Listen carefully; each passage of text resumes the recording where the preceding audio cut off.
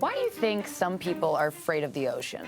Well, you've got salty water, large waves, vast emptiness, and sea creatures that we encounter in water. All of those things contribute to thalassophobia. The ocean is such a huge part of our planet, yet I heard that people actually know more about outer space than they do about the ocean. Is that true? Yes, that is true. But we're gonna bring it back down to earth and talk about things people should be concerned about at the beach, like rip currents and heat. And demystify things people are already afraid of, like sharks and jellyfish. We're gonna science out of it. I'm Danni Washington, science communicator and ocean advocate. I'm Christina Hutchinson. I'm a stand-up comedian and podcast host. We're answering the internet's most burning questions. With expert interviews and exciting experiments. And some help from our test dummies. It's time to science out of it.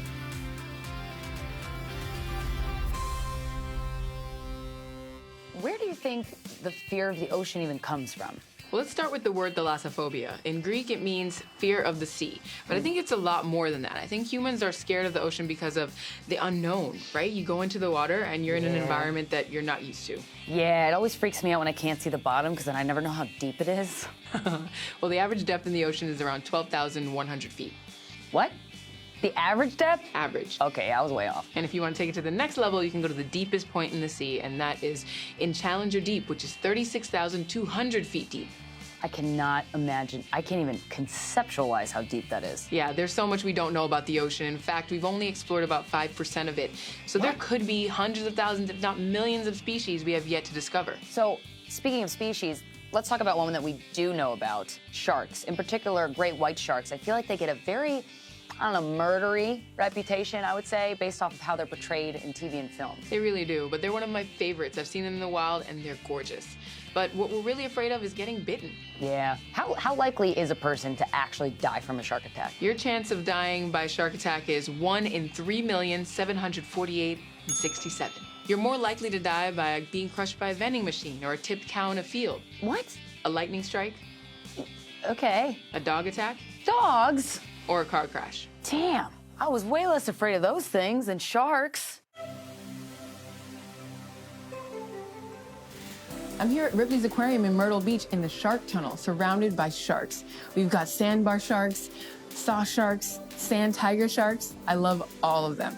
But when we're talking about shark attacks, what we're really saying is that it's a shark mistake, because most negative encounters between humans and sharks are a result of mistaken identity. Sharks might think that you're one of their prey items and bite you.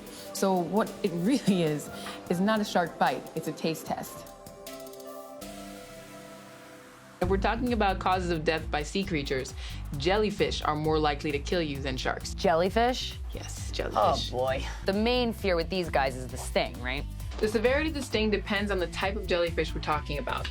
Most jellyfish sting in a non-deadly fashion. While they can propel themselves through the water, jellyfish are not intentionally trying to sting you. Stings happen when people accidentally swim into their tentacles while in the ocean. But what about the box jellyfish? I heard that was the one everybody should be concerned about. Oh yes, the Australian box jellyfish is the most lethal animal on the planet. Really? Yes. Ooh. But what we have to be most concerned about with lethal jellyfish is that ocean warming is creating perfect conditions for these jellyfish populations to bloom. Oh, so like we might end up with an ocean filled with deadly jellyfish one day? Is that what you're saying? Possibly. Guys, that's not good. Buy a hybrid, okay? For the love of God. Let's talk about some things that are more dangerous than jellyfish and sharks. But these things everyone should be concerned about when going to the beach. First off, something that has nothing to do with water, heat. Sunburns are painful and dangerous. Sunburns can cause DNA damage and increase your risk of skin cancer. And skin cancer is the most common form of cancer. Cases of melanomas have increased over the last 30 years. So what about in the water? The thing we should be talking about in the water takes 100 lives per year and accounts for 80% of all lifeguard rescues. Diarrhea? I'm talking about rip currents. These are channeled, powerful currents that move through the surf zone and then past the line of breaking waves. Danni is headed down to Myrtle Beach to find out more about rip currents and how to safely escape them.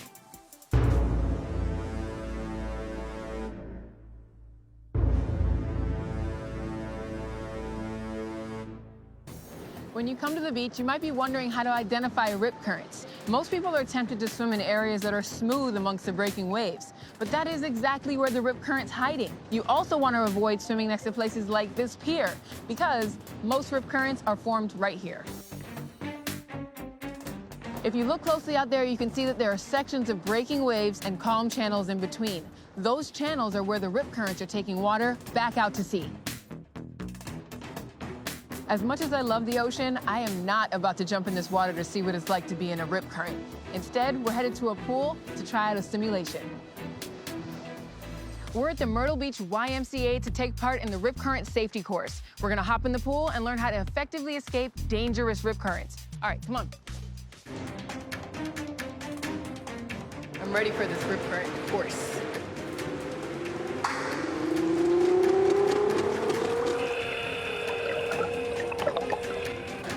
This time I'm going to try and swim into the current as a block. One arm. Yeah. This is hard. Very hard. I know I'm a good swimmer. Yeah, I'm already out of breath. Okay, you got enough. Yeah, you don't want to do that in the ocean. This is the rip current taking me out to sea. That is strong. Okay, yeah, I can see how this would terrify somebody in the water.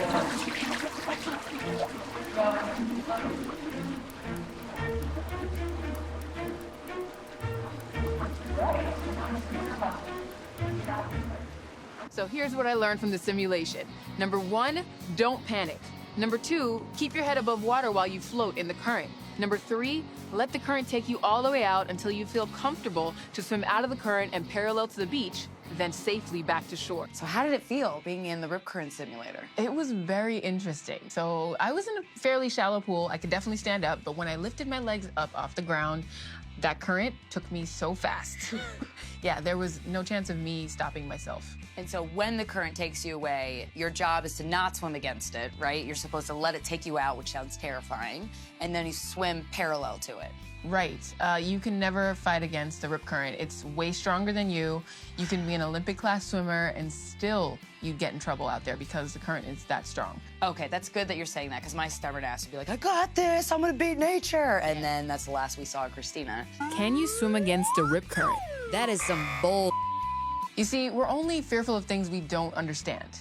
That's true. So the more we know about the ocean, the less there is to be afraid of. And I feel like I've conquered my fear of the ocean today, because I was very afraid of currents, but you know what? I'm gonna let them take me away. Well, what about the giant squid? Huh? Megalodon. That? Giant amphipods? Are you joking? Are these real words? They're real. I'm gonna stick to lakes. Well, you gotta watch out for the brain-eating amoebas. What? Yes. Nuh-uh. That's not a thing. Standing water is not my thing. I'm gonna stick to that kiddie pool that my nephew has. Do you have friends that are absolutely terrified of the ocean? Share this video with them and make them obsessed with the ocean like me.